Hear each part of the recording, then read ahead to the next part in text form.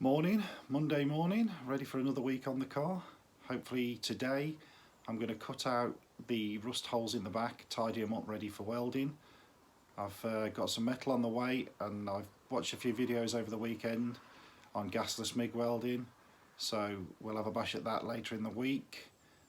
Consensus seems to be that as long as the area's clean and you've not got any rust, it seems to look okay to me. I've had experience in arc and gas welding in the past a long time ago, but I'm fairly confident I can make a decent hash job of it. So we'll see how we go later in the week with that. Rest of the plans for this week, filling and tidying up the front wings as good as I can. I'm not going to bother welding them. I've decided that at a later date they'll get patched or replaced properly. There's no point trying to weld them, and generally any other little jobs that I can find that I want to do, we'll go from there. So catch you in a bit. So the first job I'm going to do this morning is fill these holes in the bottom of the wing. My theory on this is you can buy an actual repair panel that it replaces the whole of this. So at a later date I think I'll get that done professionally, but for now I'll just put a bit of filler in here and make it look as good as I can do, and then we'll stone chip the bottom to at least hide as much as possible. So we've all seen it before on the filler. Golf ball to a P, they say.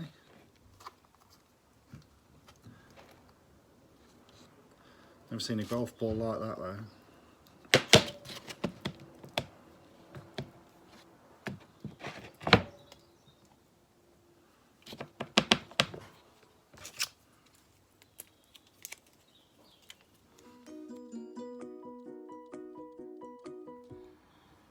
So I'm sure this will upset some of the purists, but this is the best way forward for now. Like I say, I do not want to start a full restoration and have the car off the road for a year or something. I want to get it on the road and used. So we've filled the bottom there. I'll wait for that to cure off. I couldn't really film myself doing that because the amount of mistakes I make and start swearing and stuff like that, the filler would have gone off before I got it right. So yeah, it's filled there. I filled on the back, and then I've just used the little bits up there, so we'll flat them off later.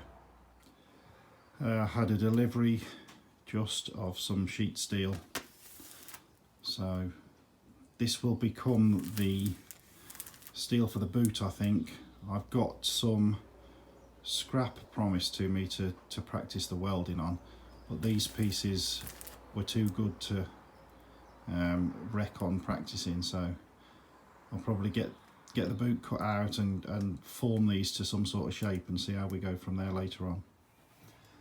So when I eventually get around to patching the boot, it's going to be done in 2 or 3 different stages. There's no way I could make a strip to fit the whole back, so we'll probably do the corner piece there and then this piece here, and then it'll be 2 or 3 areas down there. So first job is going to be cut a nice neat line, because although you ideally would want to patch it from underneath, I guess it's going to be a lot easier to weld it from inside, but I'll see. I'll decide that in a bit. Right, yeah, so get the grinder out with the thinnest cutting disc I've got, little tiny 1mm thing I guess, and try and neaten that up a bit. Go from there. Here's where we are then with the first lot of cutting. So I'll clean all this up with the grinder now. You can see there I've taken the captive nut off for the tank. That can soon be welded back on. Same the other side. So the first 2 patches will be in some sort of style like that, and then we'll do the corners.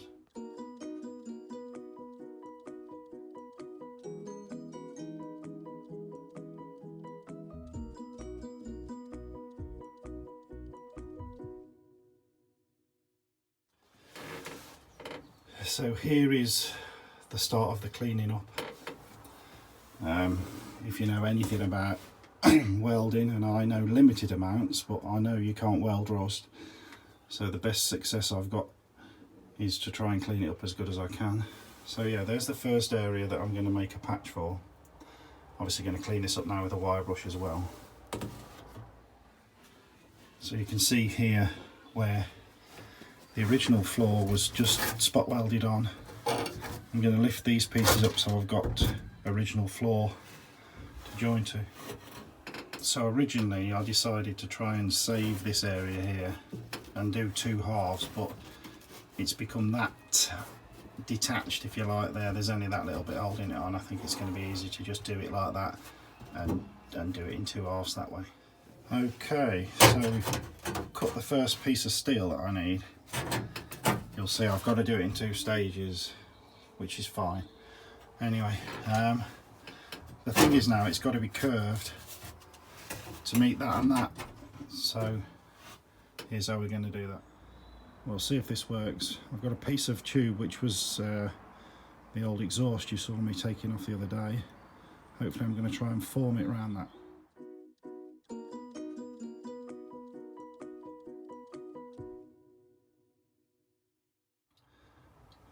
There we go, so that's the first part formed and ready to go in. Make a piece for the other side now.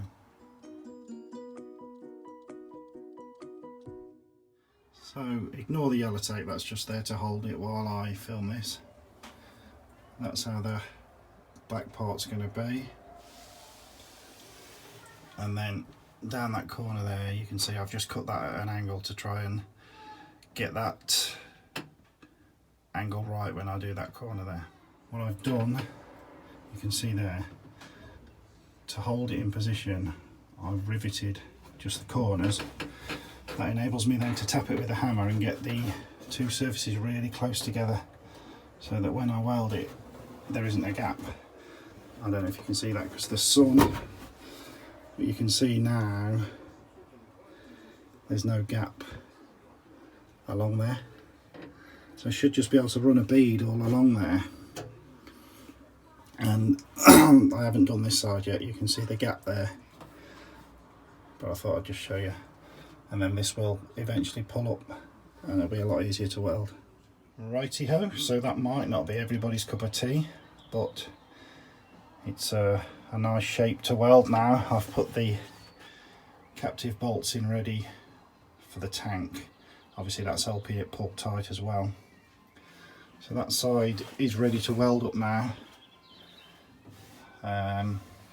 Just got to try and make these patches for the corners now. I think I'll try the easy side first. Here's the corner cut out.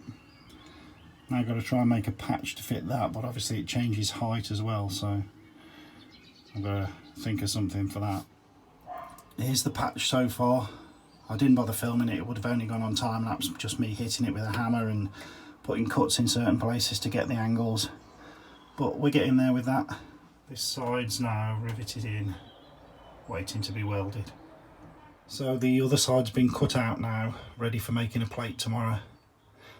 Definitely have to do that in 2 stages, I think. I don't think I'll be able to make it like I did the other side. So that's where we're at the minute. Right, that's me done for another day. I presume it's going to be controversial for some people, filling that front wing and the patching in the boot, including holding it in temporarily with pot rivets, but like I said, it's my car and I'll do it how I want to do it. I'm never going to get it concours. I've decided it just needs to be usable, and maybe in the future a nice resto, but I'd have to pay somebody to do that, so we'll see. But for now I'm just doing the best I can and I'm happy with it.